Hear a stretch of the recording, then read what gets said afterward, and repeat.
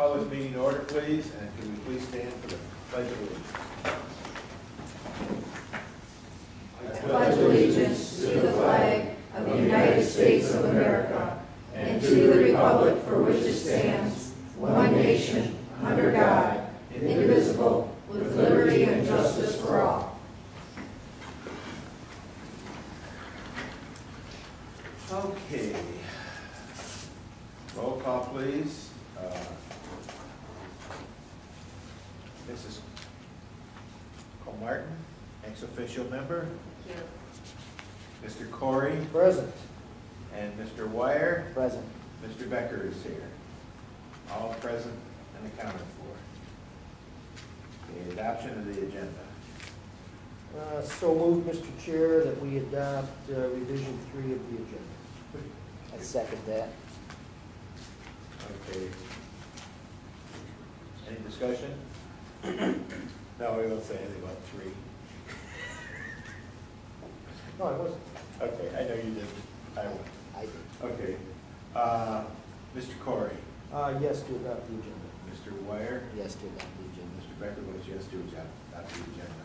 Approval of minutes of June 7th, 2000, meeting June 7th, 2011. So moved. Second. Okay, it's been moved and seconded. Any corrections, additions, deletions, or anything? Not that I saw. I didn't see anything. Okay, there were 2 questions that were asked in the minutes, so after we adopt the minutes, I'll ask the questions. Okay. Mr. Corey. Yes to approve. Mr. Wire. Yes to approve. Mr. Becker votes yes to approve the minutes of June 7th. Okay, there were 2 questions that were asked in the minutes that I saw, and one was on page 7, which was, we asked Mr. Wire stated the interest of $223,931, and they budgeted $258,780. The difference was almost $30,000. They have interest on the department request for $258 for 2012 or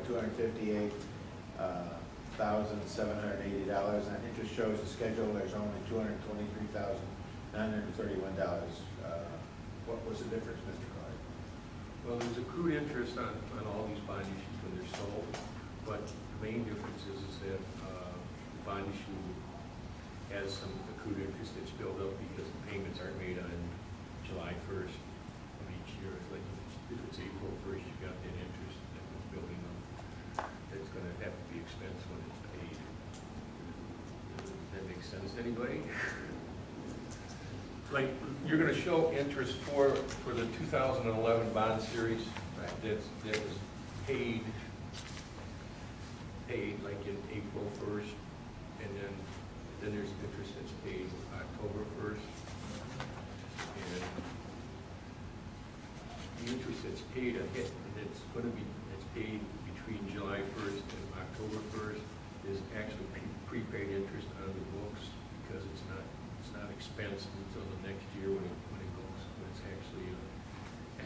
actually becomes an expense of the city.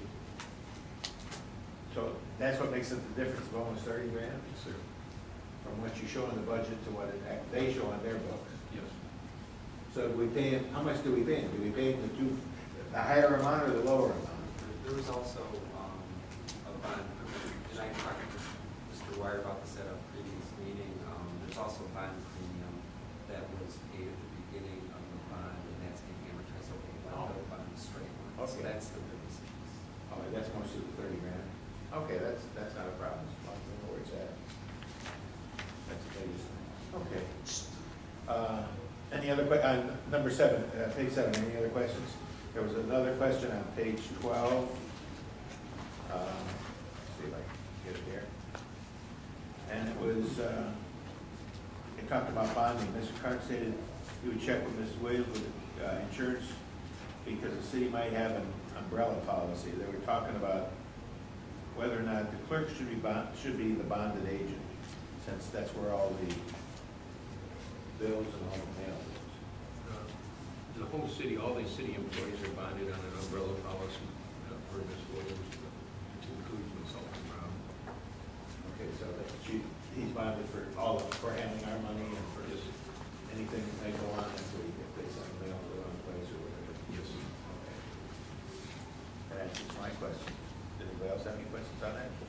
Doing a great job, Mr. Chair. Okay. Now, discussion regarding the legal opinion on the building authority dated June 27, 2011. Mr. Chair. Yes, sir. To our legal representative, Judge Zidek.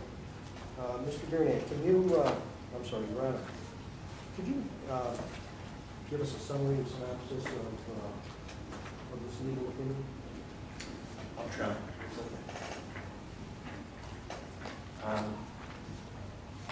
First of all, by way of background, as everyone knows, the building authority was created essentially to effectuate the goals of the city. It is, building authority is being designated as a body corporate, that is, it is an entity which can sue and be sued. The Building Authority Act, however, is not silent as to the power of the legislative branch of this government, that is City Council, who created the Building Authority. In fact, per statute, the Articles of Incorporation are adopted by the legislative branch, that is the City Council. The legislative branch also sets forth the powers and duties of the building authority officers. Again, that's pursuant to statute. The commission member is chosen by City Council. It should be noted also that amendments to the Articles of Incorporation are left with the legislative branch, that is City Council. It is evident that while the building authority is autonomous, it is not without reasonable oversight. I point out that Article, I believe it is Article 4, Section 6 of the Articles of Incorporation requires City Council approval of contracts. Article 5, Section C requires City Council approval of contracts as well as checks that are written by this body. The power of council, the City Council, therefore, or the legislative branch, is derived from the statute as well as the Articles of Incorporation. Even the bylaws, which I reference on page 3 of my opinion, states under section Article 3, Section 1, the business and affairs of the authority shall be managed by the board, except as otherwise provided by statute, by its Articles of Incorporation, or by these bylaws. So the bylaws themselves acknowledge what the statute says as well as the Articles of Incorporation say. Approval is, in effect, well, the question has come up as to what the role or what is the essence of the building authority. In other words, are they autonomous or are they not autonomous? And I'd like to frame the autonomy in this fashion. When required by the Articles, the City Council must either approve or not approve actions proposed by the authority. If no actions are proposed by the authority, the City Council cannot take action in place of the authority. It's the authority that initiates the action. But that doesn't mean that the City Council cannot approve or disapprove certain items as set forth, as I've said, in the Articles and in the statute. In this area of fundamental purpose and power, that authority retains its autonomy. Now, approval, in the sense that we're talking about it, is in effect ratification of the actions of the Commission, not, in my view, a usurpation of this body's powers. The approval of checks issued by the authority appears, in my view, and it is my opinion, that this is a valid exercise of City Council authority an inherent component of reasonable oversight. I make a comment. I wouldn't normally make a comment, but I would make a comment because this matter, as everyone sitting here knows, has been bouncing around forever, and I figured it's just time to do it. And so I sat down and did it, and I know that it might not, you might not agree with it, but it's my opinion. But my comment is that perhaps we ought to be looking at the articles of incorporation and the bylaws to make sure that all of these matters are consistent with the statute and the applicable laws that apply to this situation. So in that sense, as to that issue, I would refer you back to the opinion, but that is a synopsis as I can give it to you. Mr. Chair? Yes, sir. Your Honor, was that, so in a nutshell, what you're saying is every check needs to be approved. The per diem checks, the check for the computers, I mean, every check. I don't know if that would be wise public policy, but to require every check, but it does appear, based upon what I've read, that they have the power to require that. The articles don't differentiate between a small check and a large check. They just say checks. So I have to take what they say at face value. Okay, I'm looking for a definitive answer as to whether or not we need to send over every check that we send. I mean, you know, you just said. The city council, my opinion, and it's as definitive as I can make it, the city council has the power to require its approval of checks issued by the building authority, period. So if they chose not to do that, that's within their prerogative. But the question put to me is whether they need to,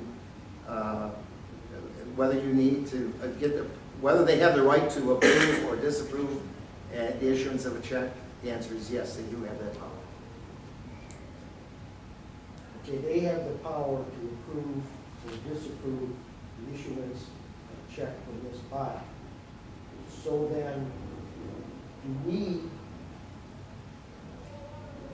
Let me before you start, okay? We're looking at here, you read my mind. Yeah. Article 5 says this.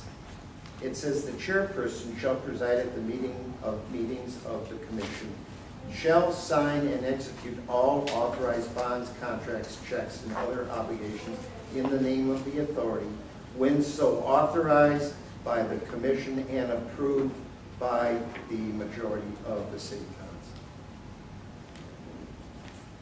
Okay, so, if I may. Yeah, but So council, I mean, it's written up in here that it says with the approval of council. I don't have that section, but with the approval of council. Okay. So then am I to interpret that as meaning when we sign a check that we must, that this body must send it over to council for approval?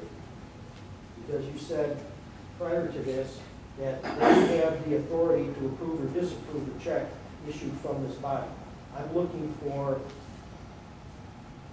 you to say that we must send checks over, or that we can just send whatever we want to send over. I believe the check should go over. The checks should go over. Okay.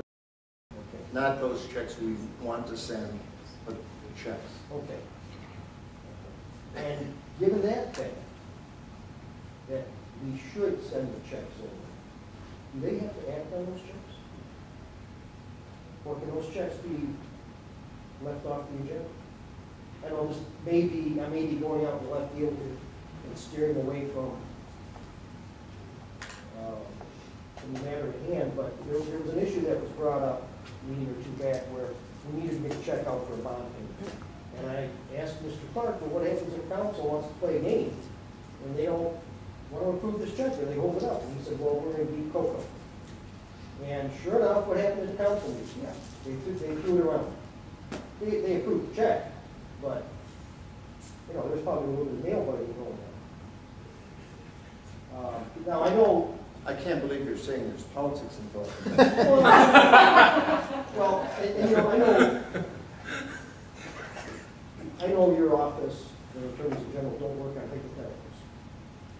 And I understand that. It wouldn't be fair to ask you to comment on a hypothetical situation. And I'm sorry if I'm putting you on the spot.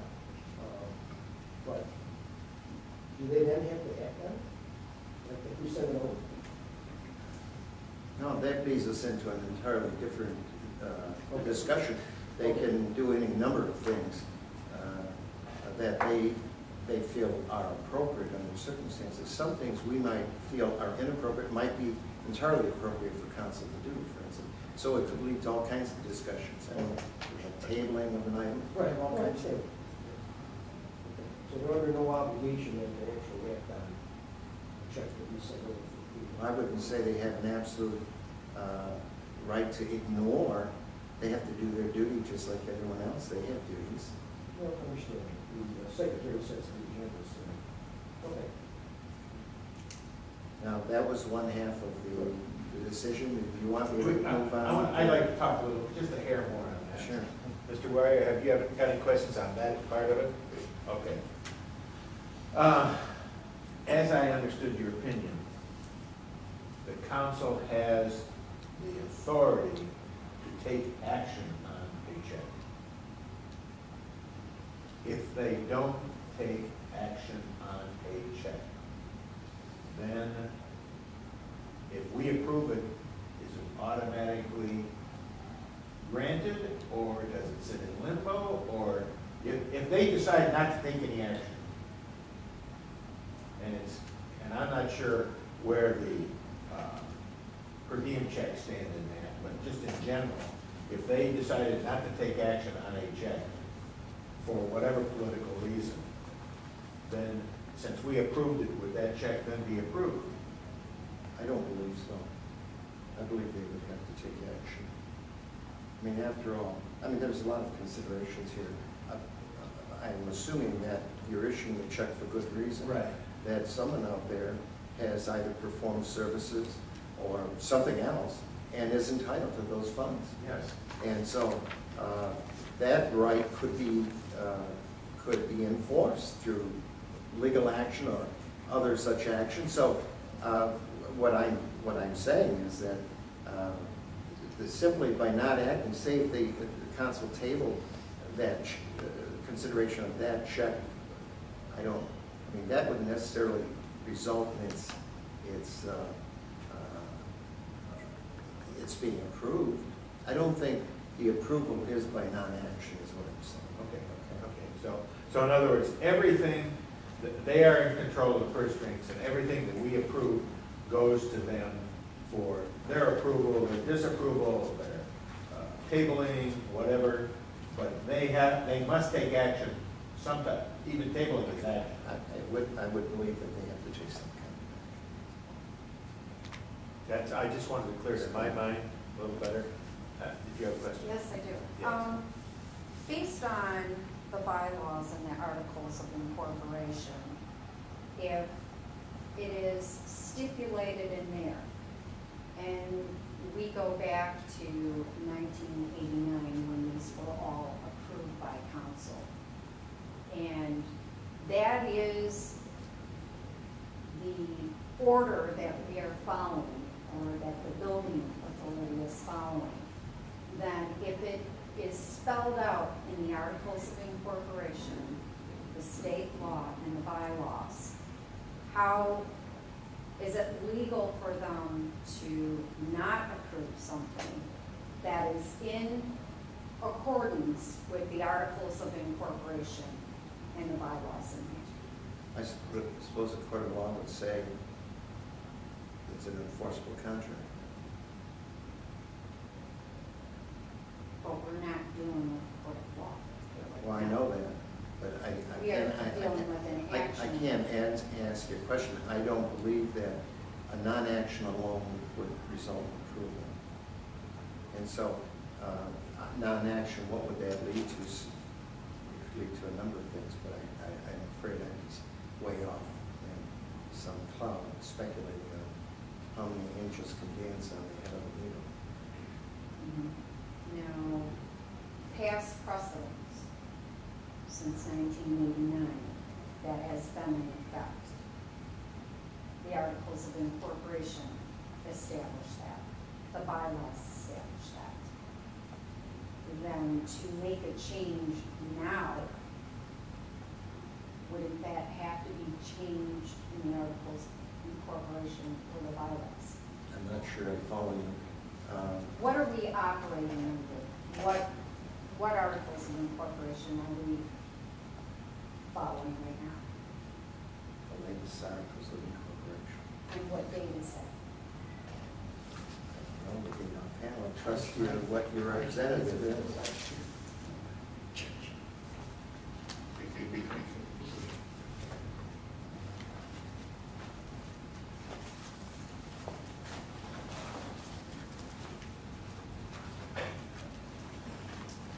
just would like to know what articles we are actually operating on.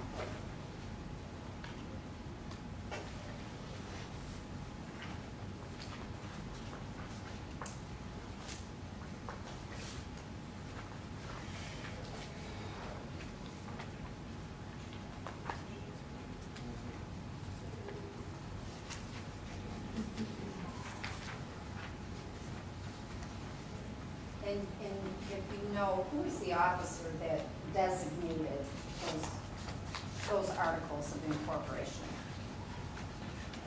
I'm sorry. The articles of incorporation that you said that this board is operating under, who is the officer that designated those? I don't. Well, state law says that there has to be an officer that designated those. And there are certain procedures that need to be followed before those come actual articles of incorporation, which, to my knowledge, that has not happened. I don't know anything about.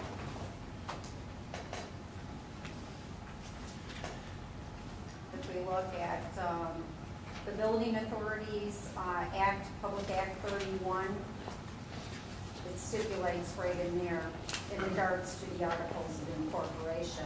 And as far as I know, there was a resolution that was done by council, but there is nothing formally been brought to this board. There is nothing been formally publicized, to my knowledge.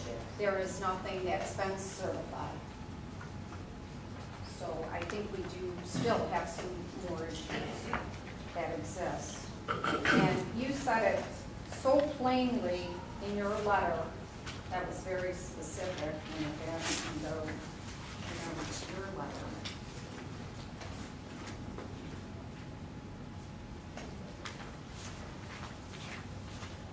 Given many issues which have arisen relative to the building authority and city council, it is recommended that a thorough review of the articles of incorporation and bylaws be conducted.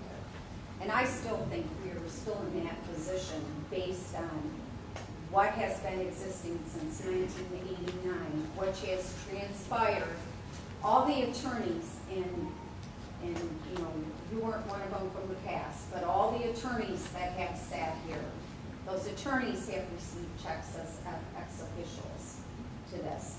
So I might just say this, if I'm not out of turn here, that recommendation or that comment that I made is not that's not the first time that has been suggested.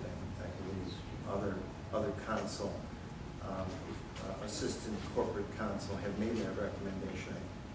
I won't name the names, but because I might get them wrong, but I know that it's been suggested strongly that happened. And it is a shame that it has not happened in the past, because no one wants to operate or do anything that is not within the guidelines. But these are the guidelines that we're working under right now. And everything is very specific that I can see here. So, you know, until that is formally changed, I really think there is even a little bit of issue, with all due respect, in your opinion. If we're basing it on the It new is articles. It is my opinion. Did you want me to move on to the other issue? Do you have anything else on that? No, it's not. I'm just trying to clarify this. I've got March 9th of 2010, was that just the That's a resolution. resolution, right? Yeah. That's just the resolution that was sent to, Is that what it is, or is it? It's a resolution. That's what I. It says At a regular meeting, certified above bylaws were adopted. on That's what it February says here. 17th, the city of Warren approved a resolution recommending changes to the Articles of Incorporation and bylaws and rules of procedure of the building authority. So we only have a resolution that was dated That's for right. March 9th. It was approved. Yeah, Yeah, but it's a that's for an resolution, extension. it's nothing that's been sent over to the Secretary of State, Well- clerk, It's gotta be certified. it's gotta be certified. Well, it does say Specific procedure. on March 3rd, 2010, proposed amendments to the Articles of Incorporation, bylaws, and rules of procedure. Dear Honorable Council, and it goes through, and then it says, an affirmative vote of the majority of City Council, if approved, the articles shall be executed by the mayor and clerk. The city clerk shall publish the articles or a summary of in the newspaper identified in the articles, also including the publication is a statement that the right exists to question the amendment in court. Do you know, Mr. Durant, if those were advertised? I can't answer those questions, I'm sorry. The proper procedure is the 3.5. Exactly, I've got it right here. I never see. The proper procedure, With Yeah. Mr. Secretary here. it says that there is an officer designated in the Articles of Incorporation and shall cause a copy of the Articles of Incorporation or a summary of the articles to be published once the newspaper is I designated. hadn't seen it before. It says it has to be circulated within the units, and that has not been done. I've never received a copy back stating what the precise changes are. I wouldn't know where it goes. Has to go to county. And there were issues, the only thing that I was aware of that was discussed was the change of the clerk being the record holder. And we were in the water budget at that time, and the discussion was, and several council members had mentioned that they did not have time to review the bylaws and the Articles of Incorporation at that time because we were busy with the budget. Can I just say that I was given this letter here, and dated March 9th, it's an inter-office communication. And on the last page of this memo, it said that at the special meeting of the Commission of the City of Warren Building Authority held 17th February 2010 at 4 o'clock, Michigan, there were present Robert Ravetto, Danny Yeah, but what was in absence formally of George adopted? Calarani. Following resolution was offered by Commissioners Sabalinski, whatever, Sabalinski, Yeah. Commissioner Ravetto. Resolution recommending amendments to the Articles of Incorporation, bylaws, and rules of procedure. Be it resolved with the amended articles, that the amended Articles of Incorporation, bylaws, and rules of procedure attached to this resolution are hereby approved and adopted. And it was approved, yeas by Stefanski. Yeah, Sanusi. Sapnowski, I'm sorry, I apologize. I know. And Ravetto. and- Another alphabet. And alphabet was, absent was Calamini. Calamini. Yeah. The resolution was adopted. And that was sent over to the county clerk's office, or sent to the council office. And it looks like on March 9th, the council took. But as far as I know, it was just for the yeah, address. That's what I have right here. I have a letter dated March 3rd. Bypassing in February, what, January, your articles of incorporation. That's how you got it. March 3rd of 2010, on January 26, 2010, City Council requested that this office update the Articles of Incorporation and bylaws and rules of procedure of the City of Warren Building Authority. The changes requested in order to correct the mailing address Right? That's Thank you. and the registered office, That's correct. and to replace the name of the registered That's agent. all that That's I it. know that That's was it. changed. That's it. That's it. Okay, so that, so. All the bylaws other and amendments articles were not have changed. not been made. Right, it's still under 89, and Yep. under 89, Thank it's you. not a bylaws. Yeah. My man. Okay, so we're operating under the building authority, articles of incorporation that we have now, and the only thing that was changed was the address. Correct. And the agent. That's why I said that should be attached to that copy that was certified, so you know what was changed with it. That's how part of the problem. Okay, but there were other things that were recommended, they didn't show it here. No. But there were other things that were recommended, you're saying, But they were not done. but they were not done. Okay. Correct. Because no one had time to And read do we have it. any idea what happened to those other things? There's a draft that exists. I've got a copy of the draft, Okay. yes. And guess what? Ex officio is not changed in that draft. So, Could you share that draft with Bernadette? Do you have an extra copy? I do not have an extra copy, Okay. but I can, Would you save your copy and give him a copy absolutely. so that we have it? And then Well, I think the guy who does his work. we still have, we have to answer the second half of this letter. First, I look know. at the second half. But, No, but thank you. I'd like to have him I have as much information as he can, because I think we're gonna need to have maybe some changes made.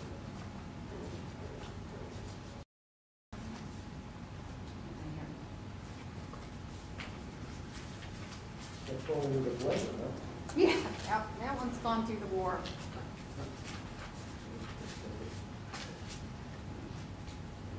Because I think I agree that it needs to be looked at. Yeah. And if we give you I the agree draft, too. that might give you some ideas to look at, what to look at. But I think you're right. And, but we need to answer the second question. You if can we go could. ahead, go forward. Thank you. Mhm. Okay, the second half of that question. The question, as I understood it, was whether a member of City Council who has been designated as an ex-official member of the building authority may receive a per diem. Now, Article 5 of the Building Authority, Article of Incorporation, Section 1, states that no member of council shall be eligible for membership except in an ex-official capacity.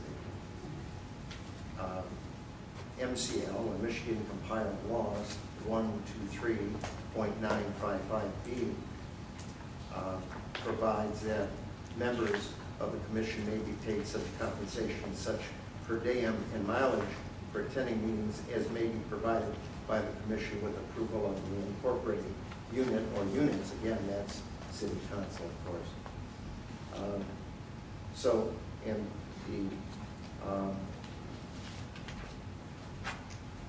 the bylaws, our own bylaws permit a per diem of $50 per day. However, it is noted that no member of the legislative body, that is City Council, is eligible for appointment to membership on the authority. That's clear from Section 9 of the Articles of Incorporation, and it is also a statutory provision. The question, it becomes rather opaque at this point in time. Let me just tell you. Then we have to look at what is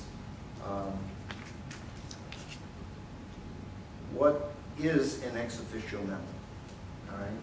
Now, the reason for naming an ex officio member to this body, at least in my view, was made with a laudable goal of creating a liaison between the commission and the legislative branch, that is City Council, thereby increasing efficiency and fostering cooperation. I would think that would be the reason why you would do that. This is, unfortunately, an unfortunate use of the term ex officio. Ex officio, in its simplest terms, is defined by Black's Law Dictionary, which is, as you know, for those who might not know, is often cited in cases. It defines ex officio as by virtue of or because of an office, by virtue of authority implied in the office. Courts have held that ex officio member is one who is a member by virtue of his or her title to a certain office without further warrant or appointment than that resulting from the holding of a particular office. So an ex officio member, when we speak of ex officio, we are not speaking of someone who can be appointed to that position as ex officio. There are certain positions that make one an ex officio member in other committees. For instance, I believe the mayor under the charter is an ex officio member by virtue of his holding his office as mayor. Implied in that holding of office is his ex officio status. But you can't be appointed as ex officio. What really we have done here, I think, is we had a goal, which is a good goal. We use the unfortunate verbiage of ex officio, when in fact what may have been intended was a liaison position. But be that as it may, members of the city council are precluded from sitting on the building authority, no matter how we if we designate them as an ex officio member. They cannot be an ex officio member. They can't be a real, an actual member, and therefore, what are we left with? We're left with in effect, a liaison. And my comment is that the city council can appoint one of its members, perhaps Ms. Komar, to act in that capacity, and that would resolve all the outstanding issues as to that. Now, I'm fully cognizant of the fact that the term ex officio is used many times in a lot of different capacities. In my opinion, it's simply wrongfully used. It just is. And that's the unfortunate thing about the situation. So, again, that's my opinion.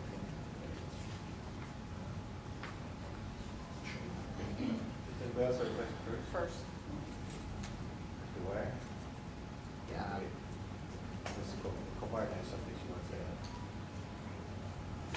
add. With state law, and when you have articles of incorporation that are adopted by an authority, it can't be less, but it can be more. Excuse me. The articles of incorporation are adopted, you said, by the authority. By the authority. They are not adopted by the authority. They're adopted by the city council. Okay, by the city council, but they were also approved by the authority. They were instigated, I think, by the authority. Yes, they were originally. But there is no doubt that it is city council that Right. adopts these. Well, council currently adopted what exists, correct? And that is what we are operating under. Is that correct? By the majority, city council adopted the articles of incorporation. That's correct. All right, and it passed, correct? All right, yeah, it passed. I've got a copy of that for you. When I was appointed to the position here with building authority, I was appointed in the capacity as ex officio. So right now, I wasn't appointed as a voting member. I was appointed as the ex officio. And it was my understanding, what was explained to me from other attorneys, is that the difference between the ex officio and the liaison is, if you are an ex officio member, then you can participate in the discussion. If you are a liaison, you sit on the side and you are silent. That's right. If council wanted the authority to have oversight in the building authority, why would they want a liaison member to be silent? It is without, I'm not challenging your statement, I just note that the liaison could speak certainly and interchange ideas at the invitation of the building authority, of course. So it's not outside of their realm. But currently, we are operating on what exists. And that is the problem that we're faced with between this board and council. Let me just, I gave you a short version of the Black's Law Dictionary comment or definition. Something you said about voting, non-voting. Mm-hmm. It says in its entirety, ex officio means by virtue of or because of an office, by virtue of authority implied in the office. Okay?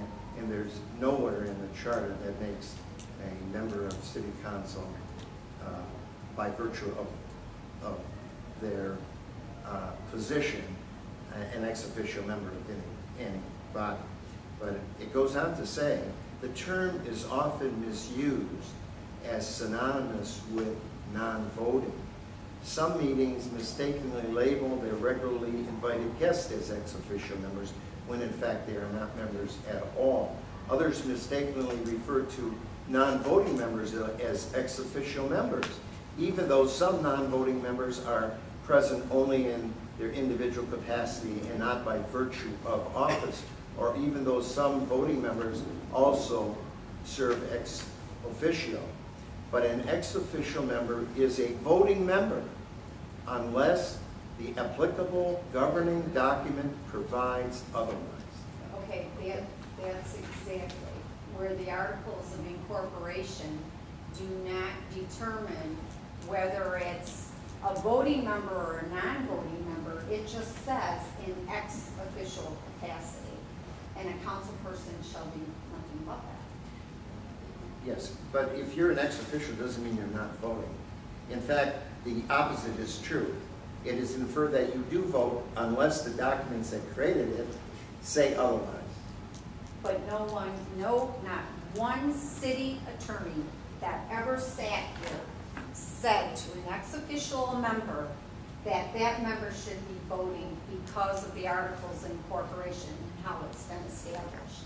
So if that's the case, see, it is so convoluted, it isn't fair to anybody, really. It needs to be cleaned up as whole.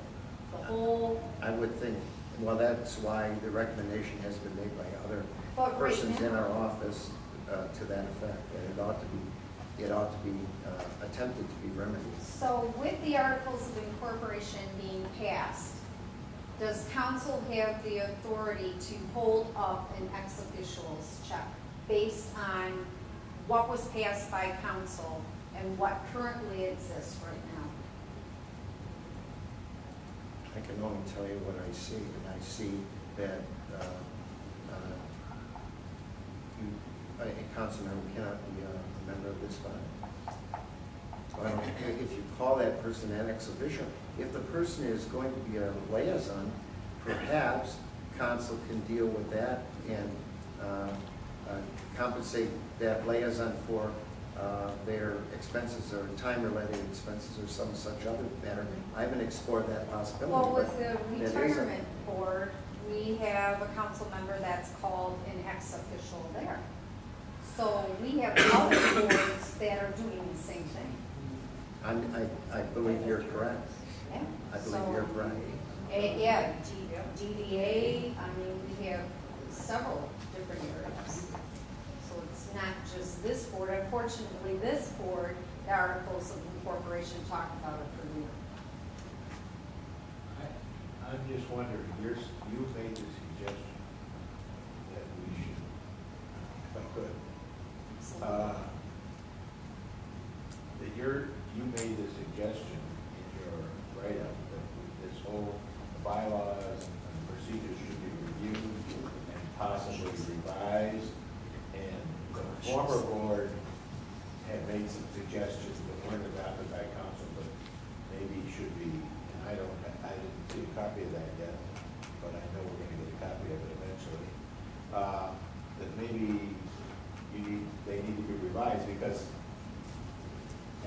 see it, right now, the ex officio member, according to the bylaws, that they get reading from, should be paid, but maybe we shouldn't call that person an ex officio member, according to your interpretation. So maybe they need to be revised and cleaned up and cleared up and take away all of this question of going on. Maybe I'm wrong. At this time, I would not venture to make a venture an opinion as to whether or not council should pay a liaison or could pay a liaison. All I'm saying is under the present arrangement, this type of membership is not provided for by statute. Since it's been done in the past, and since That's right. we're talking about, this is an opinion you gave out now. Yes. And as I read the opinion, I thought I understood that those things that happened in the past happened in the past. And, The council has repeatedly authorized payment. And so I believe everyone is operating under a certain assumption right. that, in my opinion, undermines Franklin. And so, from that standpoint,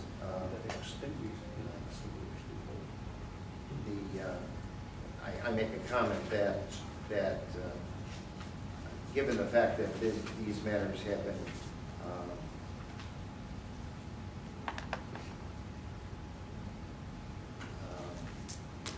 specifically, I make a comment because neither the Articles of Incorporation nor the bylaws have been amended to reflect such a prohibition on membership. The underside recommends that any current or past ex officio member should retain the benefits conferred upon them for their services to the commission.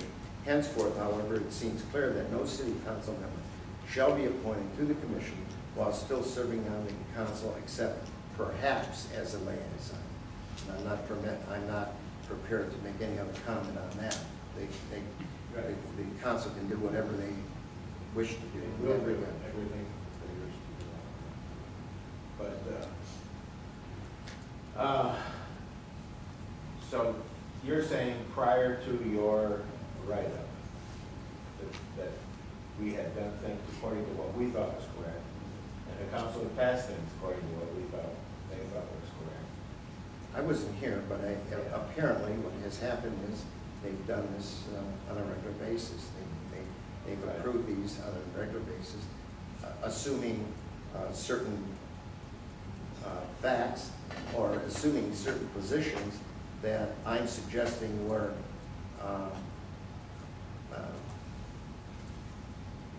incorrectly concluded. Mr. Chair. Yes, sir. Who's on? Couple questions. Okay. My first question is, do we continue to issue a check where ex officio member has a per diem? And if we do, the council is under no obligation to approve that check. But are we violating any statute, ordinance, what have you, if we do issue that check? If you accept this opinion, you don't issue the check. Comes to my next question. Last paragraph, page 6. Reflects such a prohibition on membership, the undersigned recommends that any current or past ex officio members should retain the benefits conferred upon them for their service to the commission. When I read that, not having any legal background whatsoever, to me that means Ms. Comartin can retain the benefits that she has been receiving until City Council remedies the overuse of the word ex officio. I don't read it like that. Okay. I don't see it like that. And let me just say this. When I'm talking about past benefits, there is such a, I didn't get into this because it takes another very long legal explanation, but The concept is inter vires acts. Inter vires acts as opposed to ultra vires acts. Inter vires acts essentially is when you have a body such as this, take a course that is, say, repeated, and people have relied upon that over a period of time, and someone comes along and says, look, this procedure was incorrect.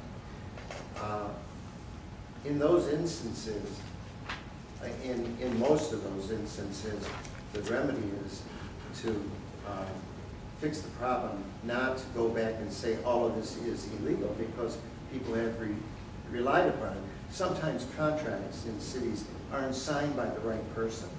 The person paves the street. The person has a right to be paid for paving the street, even though maybe the contract wasn't.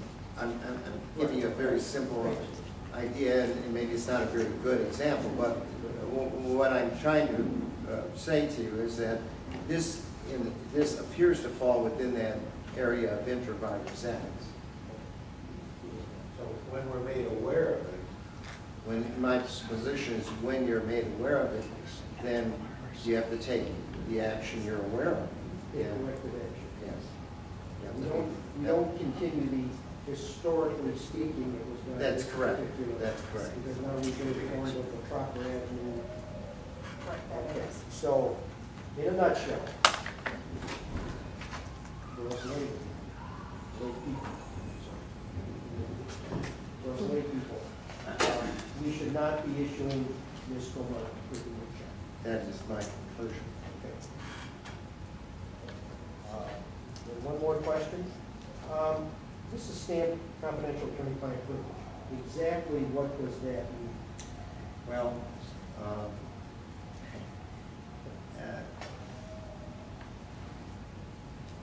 it means it's not to be disseminated to the general public. However, it becomes rather complicated because when these matters are discussed in a public forum, asked questions about, then people can make an argument that it's no longer privileged or confidential. It's out in the public. This is a public meeting, in effect. So that document has been discussed and read from and whatever. And so whether it retains that confidentiality. The other thing is the persons who receive the document can also waive their, the body that receives it can waive confidentiality. It's put there to protect the city. In some instances, say you're giving an opinion, and it might involve some litigation down the road, and people would see an opinion. Maybe the opinion was wrong, and they would, if they got that opinion, they might make arguments. Look at what you said 2 years ago in this memo to so and so. So that's why it's marked as a safety provision, more or less. Okay, so is this covering the FOIA? We have not released opinions under FOIA. As a general rule, we have not done that. Okay, because this is my personal opinion. There's, when I sat on the planning, zoning board of appeals, we were asked for legal opinions. Well, first they came over on stamp. Then all of a sudden they started coming over stamp attorney-client privilege. And it was just an opinion as to procedures on the zoning board of appeals. And it kind of baffled me why an opinion like this, which is not relevant to a lawsuit or anything, any litigation, why would we stand attorney-client privilege? I understand what you're saying about 2 years down the road. Say, well, you said this, I'm going to hold you to it. I mean, that happens every Tuesday. But and that was my comment. I just wondered why it was subject to attorney-client privilege. But thank you.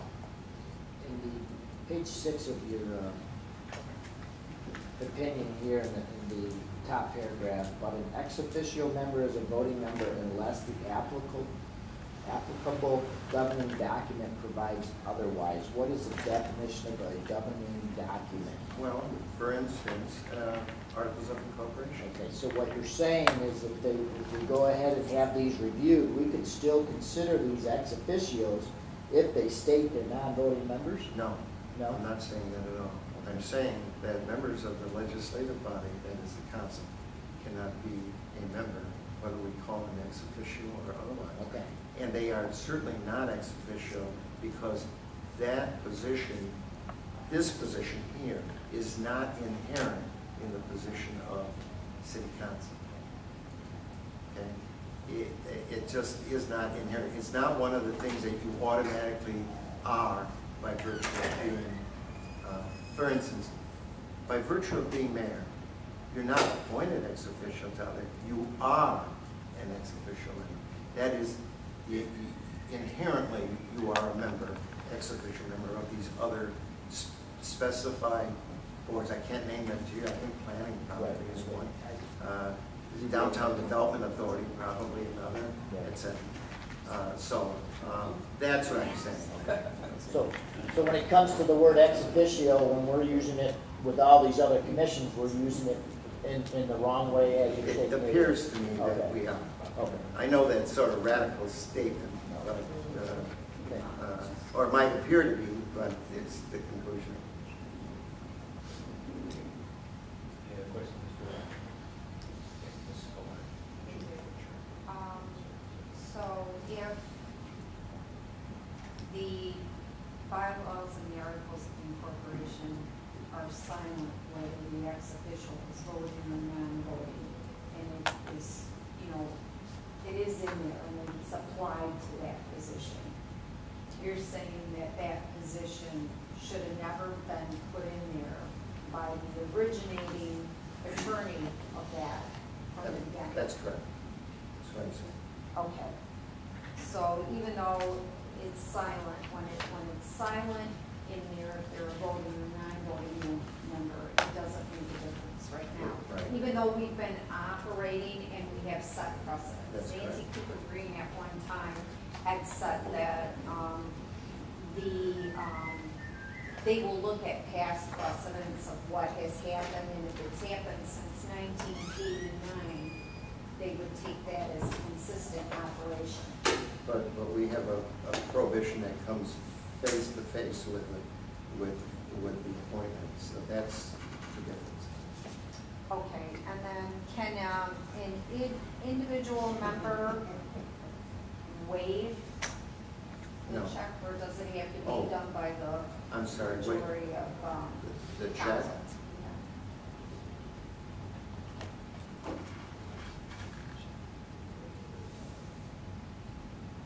If it was passed by this board and unanimously, If the issuance of the check were, yeah. well, irrespective of, it wouldn't change anything, irrespective of this body's vote. What I'm saying is that this body would be in violation of the law to do that, based upon my review of the status of this matter.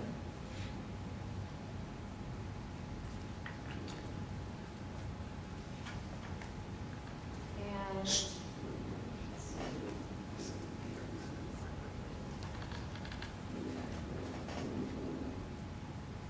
Can I ask another question here? Being my first commission here and working with attorneys, back in November, in the November meeting, I asked, at that time, Attorney Green, the same question. I wanted to make sure that we were legal in issuing the check. In her opinion, or I won't say opinion because her opinion's never mentioned in here, but she stated the articles and the bylaws and said that it is illegal for us to approve a check. So now I have two different.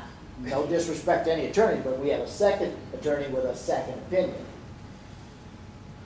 And Can I see that? yes, yes.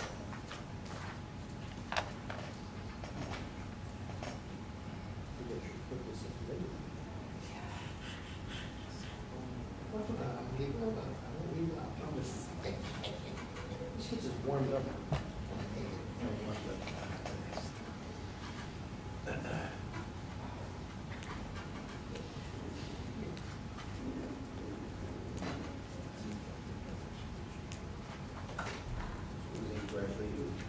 Yeah. If we get done with this, I got.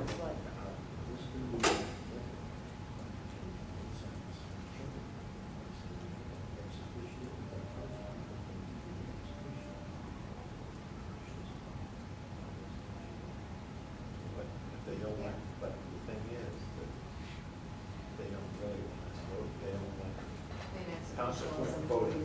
Right. But, and now, does it alleviate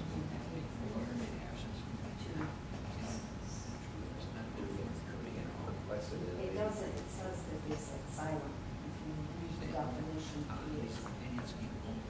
understand, but that doesn't mean they have to. I don't believe that this stands for the proposition that she's issuing a contrary opinion.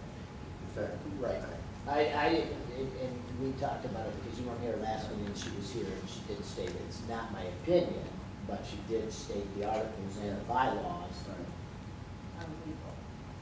Is it legal for us to issue a check? And her answer was yes. At that point it was. At that point it was. And, So, well, I don't take exception to what she says here. I agree that, I said that the articles do contain that provision. absolutely. Bylaws do contain that provision. It just so happens that they don't comport with the statute or the meaning of the term ex officio.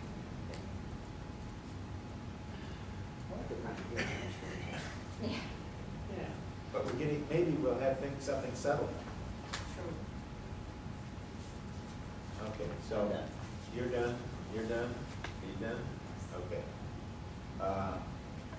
I know that, it's a little off base on this, but I know that in the past, other people have received checks, other city employees have received checks, and, I think I understand that,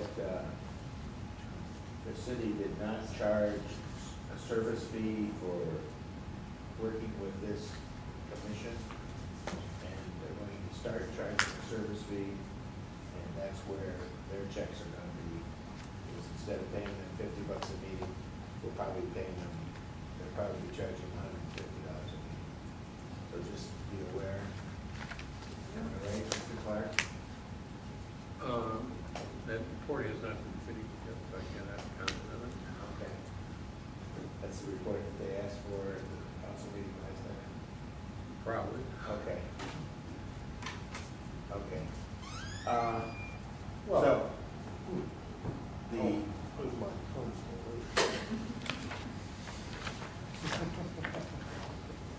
so we received, we've discussed a legal opinion provided by our legal counsel, and I think the adoption of that legal opinion does two things. Number one is solidifies that the council had, that all checks, all authorized monies that are expended by this commission will be sent out to council for their action, be it approval, disapproval, or tabling, which is an action. And then the other half of that is that we use the term, and it's in our bylaws, of ex officio member, and the use of ex officio member we are using, and it is incorrect, as I understand the opinion, and the person that was being per diem should not be receiving per diem as an ex officio member, because the use of ex officio is an incorrect statement. We have allowed that person to participate in these meetings, and from the other side, we are a little concerned about the that person would be muzzled in any way, shape, or form. And I would hope that if we're going to rewrite the bylaws to correct the term ex officio and anything else, that the person sent over from the council is not muzzled. But with that, I think we need a motion to accept the opinion of our legal, the legal opinion of our council. Mr. Chair. Yes, sir. Discussion. Yes, sir. I do not think that we should take action at this particular meeting on whether or not we accept or take any action at all on this legal opinion. I think we should digest what was said here, look at the minutes, and maybe I can put this in the put this back on the agenda, another discussion pertaining to the legal opinion for the next meeting. Then at that time, we can see if we want to pass a resolution where we accept this. Because there's a lot of, I mean, there's essentially two separate opinions here. And, you know, we discussed a lot of things, paying Mr. Martin, not paying him, breaking the law, not breaking the law, what we're doing, what we're not doing, what previous building authorities did, what this one's going to do. So at this particular time, I'm not, I mean, if it comes to a vote, I'm going to say no. Table? No. This was not an item, I mean, this says discussion. Discussion, if you look at the Attorney General's opinion, you can do anything with discussion. Okay. Okay, that's why I always put discussion. You make a motion, you don't have to do anything, you don't want to. So, at this particular time, I do not want to do it. I'd like to hear what Mr. White has to say. Get the vote on. Okay, there was no motion made. No, I mean, it's not like we're not taking any action on it, there's no action taken. Okay, This was a strictly discussion. strictly discussion on it. Okay, and will it be on the next, will it be on our next agenda? I'll put it on the next agenda, just the way it's stated here. I don't think we're going to have any other questions. Well, we may have for our attorney, but my questions have been answered. Okay. I only have, if it's brought up for discussion and there's going to be a motion, and there is a motion made, can that motion be split? For opinion? Here. In other words, made an opinion, but it's going to, but that opinion may take action, or we may. You could take whatever action you think is appropriate. The opinion deals with two issues that I felt were repeatedly brought to my attention here. So what you do with this opinion, of course, is entirely up to yourself. Okay, but if we made a motion, could we split, because they're actually two separate issues? If it were necessary to act on this matter, I'm not sure, are you talking about bringing a motion to approve one aspect of the opinion and not the other? Is that what you're doing? I don't know what's going to come. I don't know what's going to come. I see. Okay. But they're actually two separate issues. I believe you can take these separately, but if you're going to bring this up at your next meeting, I'll be prepared to specifically answer that. Okay. Mr. Chair? Yes, sir. With that being said, I'd like to make a motion that we receive and file the legal opinion regarding the building authority dated 6/27/11, but that does not prevent me from putting it back on the agenda for further discussion, either as an agenda item or under old business. Okay. I'll second that. Okay. Receiving, motion to receive and file. But being that it's attorney-client privilege, I'm not sure if it actually goes in the record as a receive and file like most items do. You know, most items we receive and file as part of the public record. Okay. So I'd like to ask. That's a crisis. Your Honor, again, being that, you know what you're getting into. All I can say is that the matter's been discussed in public, so that there's in here. Okay. It doesn't Okay, know what any. call the question, being- Mr. Chair. Okay, Let's move on. Receive and file, motion by Mr. Corey, seconded by Mr. Wire. Mr. Corey. Yes. Mr. Wire. Yes, to receive and file. Mr. Becker, yes to receive and file. Oh, let's go on, please go on to 7, approval of the bills. A, under approval of the bills, A is security deposit refunds, C attached. Make a motion to approve item 7A, security deposit for $607.50, check number 271 to Clinton Top. I'll support that. Okay, the motion by Wire and seconded by Corey. Mr. Wire. Yes. Mr. Corey. 7A. Yes for For 7A. 7A, yes. Yes for 7A. Yes for 7A. Mr. Becker, yes for 7A for the security deposit refund of $607.50 to Mr. Clinton Towns. Okay, 7B, per diem checks. Mr. Chair, Yes, sir, Mr. Cole. we're putting a quandary here. So, we'll make a motion to approve check for Mr. Becker, Mr. Wire, and Mr. Curry. But the quandary is, apparently we're breaking the law if we approve the check for Mrs. Comer. Okay, you know what? Let's call council up on this one. Motion to approve all the per diem checks. Motion by Mr. Corey. Second.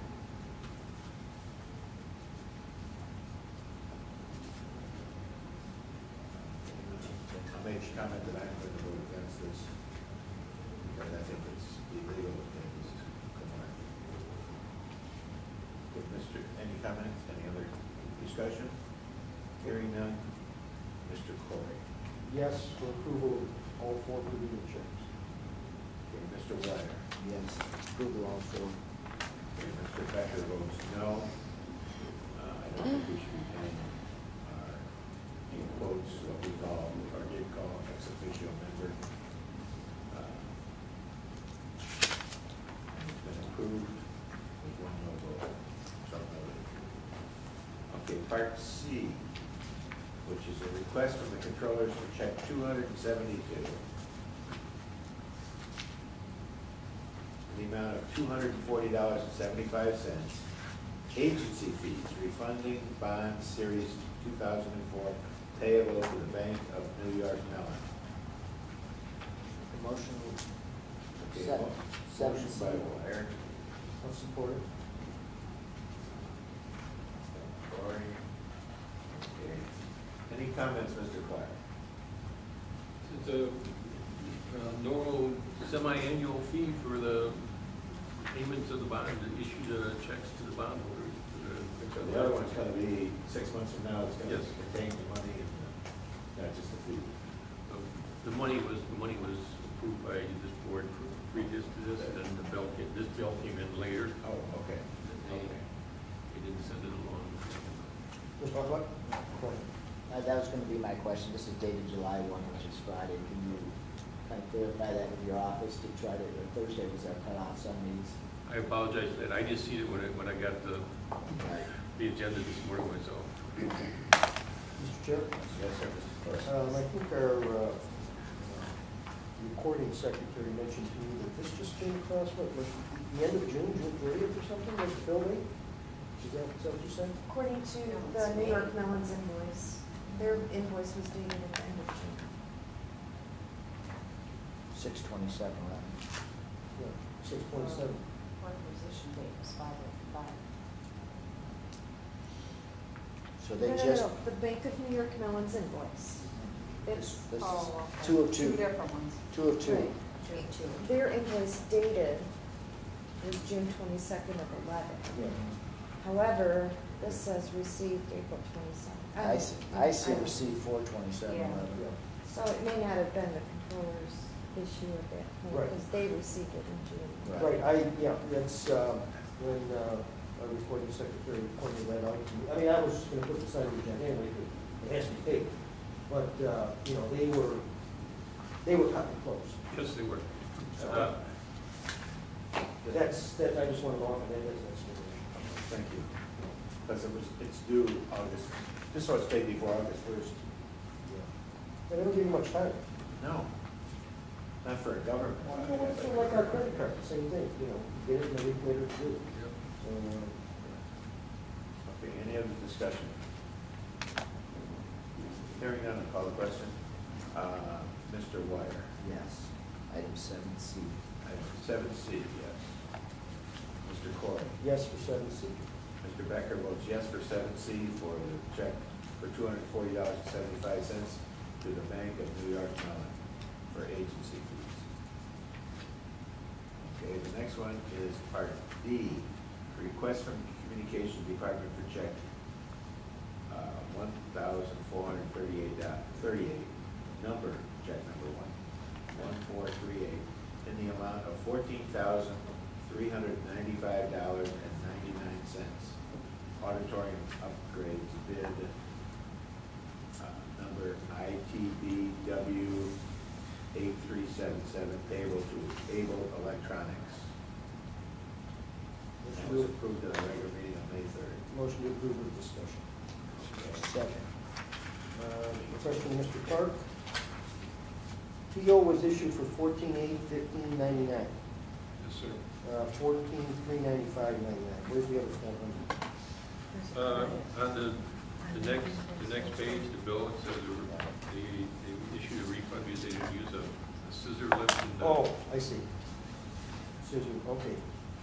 All right, I missed that. I want to say thank you to Jerry and Mr. White for pointing that out to me. I don't know why, or how I missed it. We didn't have my meeting last night. But I did see the negative and minus on that now. Thank you. Any other questions about this? Okay, we'll call a question. Mr. Corey. Yes on 7D. 7D. Mr. Wire. Yes, 7D. Okay, Mr. Becker votes yes on 7B. 7B, which is check to payable to Able Electronics for $14,395.99, which is under the bid. Okay, that passed. Now, any old business? Mr. Chair. Yes, sir, Mr. Corey. I just can't wait till the next meeting. I have to ask the judge again about his legal opinion. You made a comment about past practices once the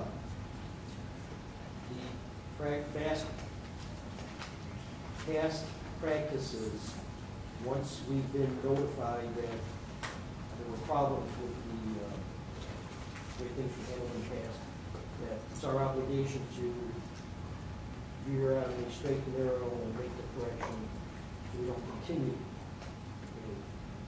a past practice that was an error. So my question based on that is, what about all of the, I mean, since it's been established that council should be approving the checks that are issued from this body, what about all those other checks over the years that council never approved? Is that just like water under the bridge, or? I'm sorry, I don't think phone.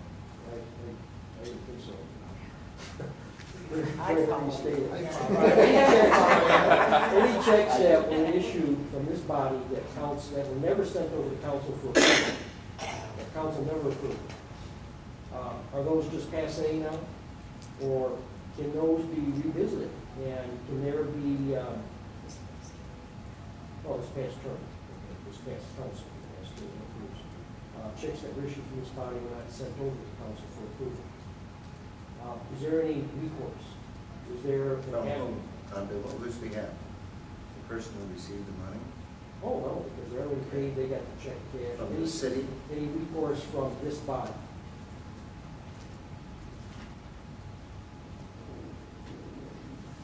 You mean is this body in jeopardy somehow? No. I mean, What would the recourse, when you use the word recourse, what do you mean?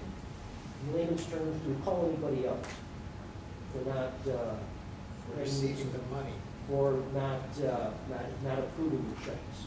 Do we draft a letter and send it to the Secretary of Council saying, you're a bad boy for not putting these checks on the agenda? Or do we, One of the commissioners. well, is there any recourse against the prior building authority members? Do we contact them and say, hey, you guys erred? Other than wagging our finger at them, is there any recourse? First of all, I'm not wagging a finger at anyone. Oh, no, I'm no. not suggesting No, I don't that think so. any of these matters were done in bad faith or any other such thing. I'm making just a statement that what we're doing doesn't comport with the existing law, and that once we know it, then we have a duty to conform our behavior to what we believe is correct. Now, somebody could disagree with my opinion, don't get me wrong. And as far as a question as to whether someone in the past did something that was contrary to what we now conclude is the state of the law or the applicable law, that's not a legal question at all. As far as I'm concerned, the saying politically, that's a political question. It's not a legal question. Okay. The checks have been, I assume, have been paid. No one, I can't imagine a realistic challenge to those payments being ever made at this juncture. It's the whole idea of, as I said, inter partes acts. The people who were involved operated under certain assumptions. Okay. That, and I'm not saying, don't get me wrong, Chris, I'm not saying that you're wagging the finger anyway. That wasn't my intention. It was, we just paid $9,000 for 10 laptop computers that were purchased by the Secretary of the Council without the authority of the Council. This building authority, not this, the prior members of the building authority bought these 10 laptops. The purchase was never sent over from Council.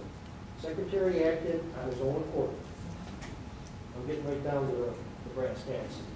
Okay. It's a bone of contention with me, maybe with some of the other members. I don't know. I feel that that $9,000, $8,900 expenditure shouldn't have been approved by former building authority members, and that check never went in front of council for approval. It was done essentially under the table.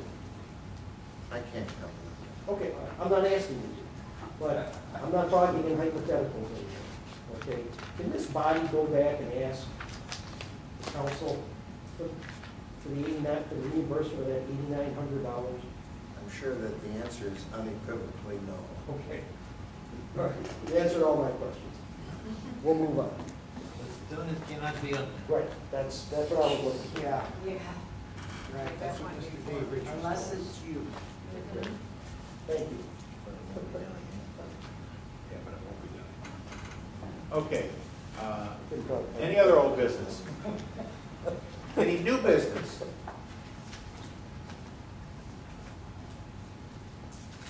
Hearing none, audience participation. Mr. Chairman, Yes, sir. Mr. any for stop.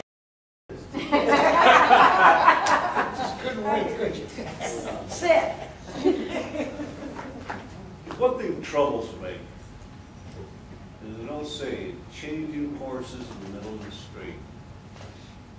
The Article Incorporation are the governing documents for the building authority. And you got supported by the bylaws. And all of a sudden, the honorable judge says, hey, effective now, we will not pay the council person a per diem, without changing the bylaws or the articles of incorporation. I always thought you had to change them first, then get a date certain, and then go into the new rule. That's my belief. But apparently it's not. In other words, you can get shot for going across the street because there was somebody put a sign there, don't trespass. That's the point about it.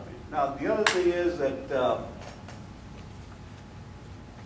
don't care how you cut it, you've got to change the articles of incorporation and the bylaws to reflect a change. You just can't come out there and say, hey, no, we're going to stop this and do something else. That's chaos, in my opinion. The other thing is that it says, states over here, their actual expenses incurred in the performance of their official duties. Actual expenses. The council, the part-time body, they get paid for what they do. You got the building authority. Remember, get paid what they do. Then you've got the planning commission and you've got the zoning board of appeals. They get paid for what they do. However, when it comes to the council person, they say, we ain't gonna pay you, the ex officio. Now, let's go to the word actual.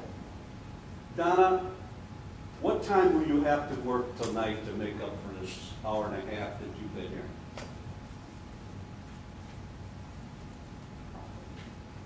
Right now, it's 5:30, still have another couple hours to go. How long?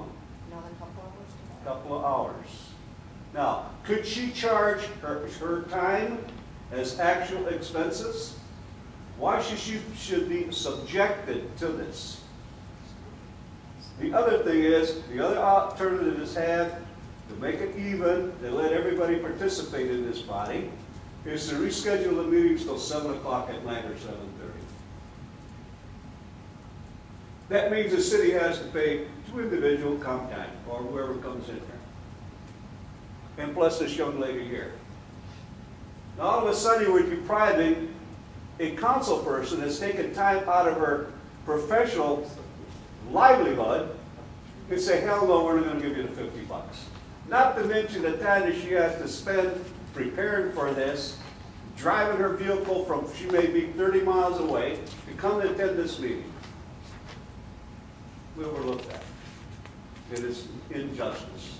I say this, Donna. They don't change and reschedule the meeting, I'd say adios. Wait, have we got anything else? Yeah, I On the second. Your 3 minutes is up, sir. It also says, in my viewpoint, that the council has the option to designate either ex officio or a liaison. And the reason I'm saying that, because you can't challenge them on that, because what does the Articles of Incorporation say in the bylaws? Until they're changed, in my viewpoint, it's status quo. I'm done now. Okay, my name is Alva Giovanni, and there's a few things I need some clarification on, Mr. Burnett, is I have read all of the minutes pertaining to the building authority. I went back as far as 1965 when it was filed in Macomb County. All criteria was met under 123.55, and there is a list of everything you need to follow for it to be legal. In 1965, for 15 years, that building authority was implemented. At the time, and part of that criteria is that you list exactly what it is that you are asking for that building authority to be established. And then you take the bonds and you close it down after that. It is not to be running where you can build whatever you want. However, in 1988, November, Mr. Underwood was so upset. He sat on city council. He was so upset that the millage did not pass, that in the minutes, he told the city council and the public at large, you will not stop us from progressing as a city. And they were working on issues that could turn that millage around. And he said, we'll come up with something. And that's in January 1989. 6 weeks later, we did come in with the Articles of Incorporation in February of each of Bankowski and say, well, in March it was established. And I'm having a hard time understanding, when I look at Webster's dictionary, it says an ex officio is one unit of government relaying information to another unit of government. And Mr. Charzanowski was one of the original reformers of the Articles of Incorporation. And I'm having a hard time understanding how a city attorney, if you get into the city minutes, he was so articulate and had such a compassion about teaching city council and correcting anything that went wrong. The man is phenomenal when you get into the minutes. It's not like today's minutes where we pick and choose what is going to be put in and what isn't. And then you had Mr. Savito, another attorney. And I'm having a hard time believing that these two gentlemen did not know what the word ex officio meant. They allocated it right into the articles that she is to be paid. And then, I'm at a handicap right now. Somebody borrowed all my city council procedure, my charter, everything. So I've been without anything. But I'm going to try to remember, I think in somewhere, maybe somebody else can help me out here, in the charter, is when you start paying somebody something and you've gone after 6 months, you cannot divert it. You are to continue paying them. I know I've read it, I just need to go get me another charter. But now, you're worried about the legality of this, when in 1965, all procedure had been followed. 1989, it wasn't followed. You couldn't even get a copy in Carmela's office. And now we're worried about whether or not something is legal. Under Act 31, according to the state of Michigan, that was totally autonomous. However, it is not autonomous under Underwood. City Council could not give, he refused for City Council to give up any authority they had. And it's all in the minutes. It's as plain as can be. You follow it, it's fun to read. I mean, just downright fun. There isn't any reason for anybody to ask any opinion. Am I not correct in saying when you ask an opinion, no one is held accountable for an opinion because everyone has them. What they need is the law and what it pertains to. They don't need another opinion. This is what has gotten the city where it is today. Asking for an opinion because nobody's accountable for an opinion. That's exactly what it is. What you need is the law. And under Warren, when they adopted it, it was not autonomous. Building authority could do nothing without the approval of city council. Now, if you've changed that, and in 1989, when you opened up the new one, you didn't follow it legally anyway, so it's not legal. The one opened in 1965, ended 15 years later. I have the minutes on all of this. I can back it all up. So I'm not understanding what the problem is. And I'm not understanding how an opinion could feel as though our previous attorneys did not have knowledge to understand the word ex officio and how they were using it. And maybe you can clarify that for me, if you would. Thank you. I'm prohibited from responding to audience participation. Yes, I'm finished right now. I'm Eugene Sawyer. I have attended these meetings.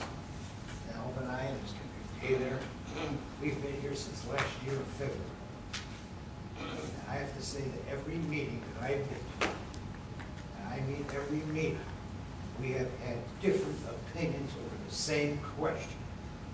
Now, Mr. Burnett comes and gives us a further opinion, denying that somebody else's opinion is not the opinion of him or the previous, whatever. Now you know why the public is in general general mood of upset. We don't know where the heck you people are going in a legal department. You're telling us time after time after time, this is wrong, this is right, this isn't the right way to go, we have to go in another direction, we've got to go everywhere. For instance, last year in February, in conference room C upstairs, when we had a meeting, Mr. Rivera, who was the chair of the building authority at that time, he was under direct fire from many of the citizens. We were questioning him, something fierce that he got into, a little discourse with Mr. Khrushchevsky. He got in with something, and Mr. Dave Richards, the attorney, then came to his rescue and said, now this is in the middle of audience participation, Mr. Rivero, I don't know the exact words, but he said something like this, Mr. Rivero, you can invoke a 3-minute rule. Right there, at that time, Mr. Rivero says, Mr. Subnewski was the other one there. Mr. Subnewski, you have something to propose? And he says, yes, I'd like to propose a 3-minute rule audience participation. In the middle. Now, this is either irregular or illegal. Illegal.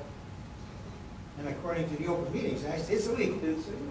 That should have been done well before the meeting started.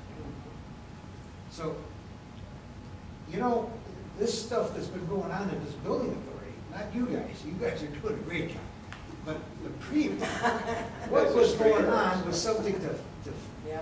I'm telling you, this is why we brought it to the general public. Yeah. We brought it, and it was only through our efforts that the three of you, thank God, are here. You won't put it down if you ever start reading. Now, the whole thing of this is, you either come and tell us the damn truth or don't tell us nothing. Because the public should be informed about everything. And if you can't do it truthfully, then you don't belong in either an appointed official or an elected official. I mean, what's the sense if you keep doing this, opinion after opinion after opinion? I heard Nancy Cooper Green say that this wasn't a town spot. It is understated. And she also said you can approve checks. No reflection on you, Mr. Burnett, but this body was in turmoil. Well, no, it was running peacefully for about 18, 19 years until we came here and asked for explanations. Now, these three people resigned within a period of 3 months when we got through with them. Luckily, we have Mr. Becker, Mr. Corey, and Mr. Wire here. I mean, it's night and day. And nothing on you, but when I hear an opinion from you, I'm saying, here we go again. Get your act straight, Mr. Burnett. Get your staff together and find out just what the heck an opinion is and put some meaning to it and some teeth into it. Otherwise, these people in the city are just going to be terribly angry. They need the law. Really. Do something. You need the law. Don't come and tell us that this is this. No. This poor lady, not that she's poor, but I'm just saying, there's no reason why she can't get $50 for a meeting. God, after all the money that's been spent through the whole years, God, buddy. Thank you, Donna, for being here. Yes, thank you. And be very careful when you start amending, because if you get in the building authority minutes 2008, 2009, you will see that there was a little thing on the side where they wanted to make it they want to take away the rights out away from your city council. Yeah. So proceed very cautiously with that. Mr. Chair. Yes, sir. Tomas Banya, resident of Warren. Trust no one. First thing I noticed, Mr. Biernet read through this very, very quickly. I'm not sure why. Maybe he's trying to hide something. I don't know. The undersigned recommends that any current or past ex officio member should retain the benefits conferred upon them for their service to the commission. She's a current ex officio member, according to the Articles of Incorporation of the bylaws, isn't she? Yep. Henceforth. The definition of henceforth is from this point on. It seems clear that no city council member shall be appointed to the commission while serving on the council except perhaps as a liaison. The way I interpret that is, as long as she is on this body, she is entitled to those per diem checks. That's right, it's And that council, there's two options. Either she is no longer sitting on the council body, or she resigns from this position on the building authority as an ex officio, until that time, she should be receiving those per diem checks. I don't understand why you're spinning these words here, Mr. Biernatt, but I'm sure this body will ask you more questions at the next meeting. The next thing is this whole attorney-client privilege nonsense.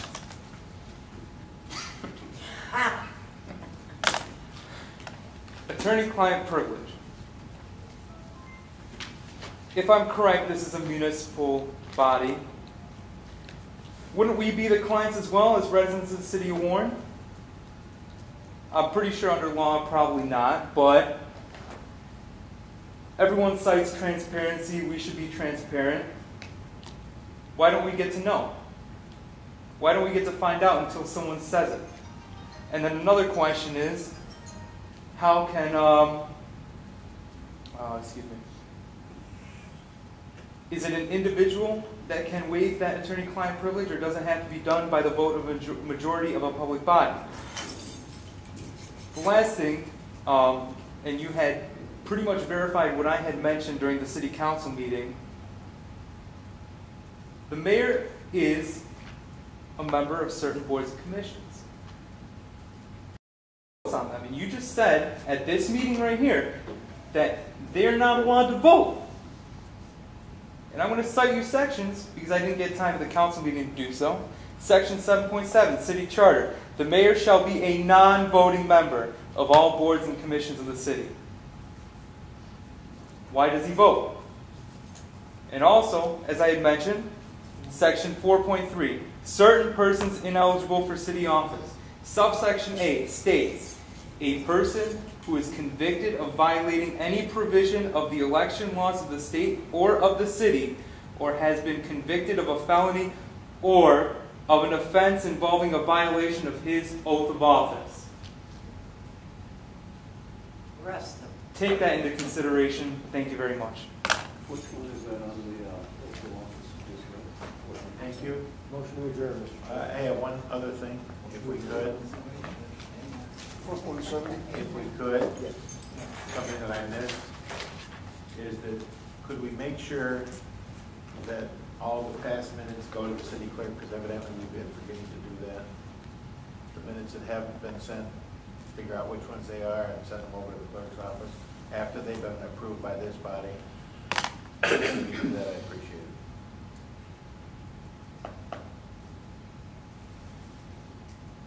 Mr. Chair, before we adjourn, can I ask one more question? Are you going to rectify that situation that I just quoted about the, where Mr. Beto invoked the 3-minute rule during an audience participation at the time of the blessing of the city attorney at that time? Are you going to revisit it? Would you revisit it? And make it legal if you're going to do it? Because the way it's We are not following that. If you want us to move to it. No. I'm just, okay, maybe I misunderstood you then. No, we don't follow that rule. We haven't followed that rule since we started. Go ahead. And so, unless you want us to start looking at that, I don't want to even look at it. No, but I'm just saying, at that time, it was done illegally. Well, there was a lot of things that were done that I don't cotton to, and won't probably happen under the watch of us three. And that Famous was, city motto, what's done cannot be undone, right? I mean, sometimes you can't change things that are already done. They did things that they felt were okay, and they did it. So I'm not going to try and it's just some of those things won't happen. Mr. Wire. I was just going to mention that the 3-minute rule doesn't have to, or won't apply. And as we spoke before, if 6 or 8 of you show up and you want to express your opinions as long as you need to, that's great. If this crowd starts turning into 20 and 30 people, we are going to leave that 3-minute there for something like that, because a 10-minute out of 30 people is a little bit different. So. No, that's fine. Thank you. Okay, did I hear a motion to adjourn? With discussion. I just want to tell. That's a new one. Well, no, I just No, I just wanted to, I just wanted to say, since we're all commenting on the audience participation, I just, you guys don't abuse it. Okay? You guys don't abuse it now, please don't start. Anyway, motion to adjourn. Second. Okay, the move to second, all in favor signify by saying aye. Aye. Meeting is adjourned.